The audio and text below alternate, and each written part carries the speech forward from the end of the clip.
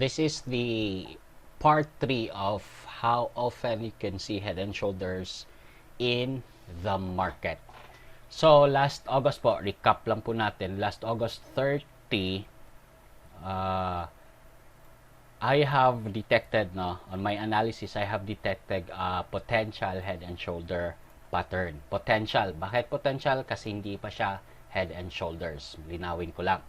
So, from there, one of the currency na na-detect ko was Euro AUD. At ito yung itsura niya. So, again, the strategy that I have is detecting how to make an entry and detect also how to define or how to see if the head and shoulders will be a reversal pattern. So, last August 30, etong nakita natin, and I will replay this one. Makikita nyo hanggang ngayon, naging tama ang directional ng head and shoulders. So, let's play it.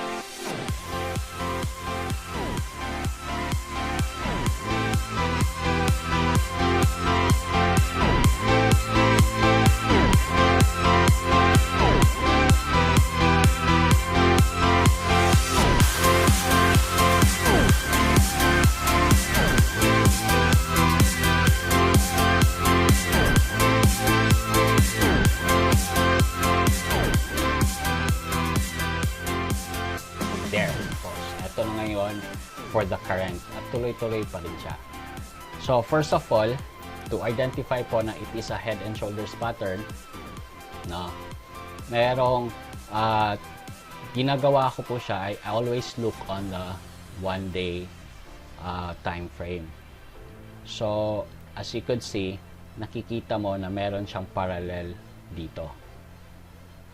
So ang nangyari with this parallel is on the lower time frame, ayan, you could see it na na-touch na yung pinakalas ng parallel, nag-form siya ng another head and shoulders, tapos nung bumaba siya, eto na naman yung na-detect natin ng August 30.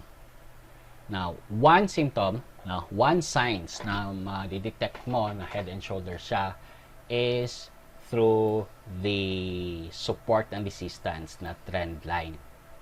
So, once ma-break ang trend line na yan at nagkaroon ng head and shoulders pattern, that only shows, and that only say na maari, the higher percentage that will become a reversal, which is eto na nga. So, ang trend line dito na sinasabi ko is this one. Ito yung support na na-break niya yan, tapos na-form na siya ng complete head and shoulders, meaning to say, tama ang ating analysis. Another thing is na to confirm reversal siya, I use Ichimoku na indicator.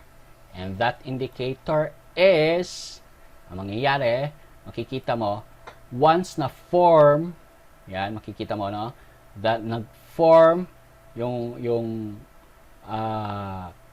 head and shoulders, at the next candle, mapapansin mo, is naging red na. Itong side na ito, naging red na ito, meaning to say, it's under this cloud. The cloud that's,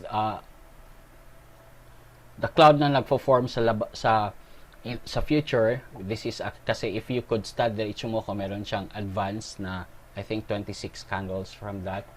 So, yung cloud na pino-form niya, kapag ang direction mo is going down, then dapat ang makikita mo is red, which is dito nakikita natin red.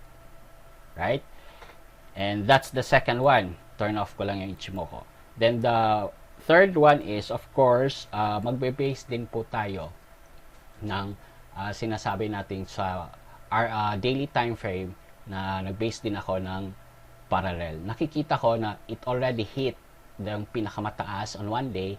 So, ang hahanapin niya, the floor.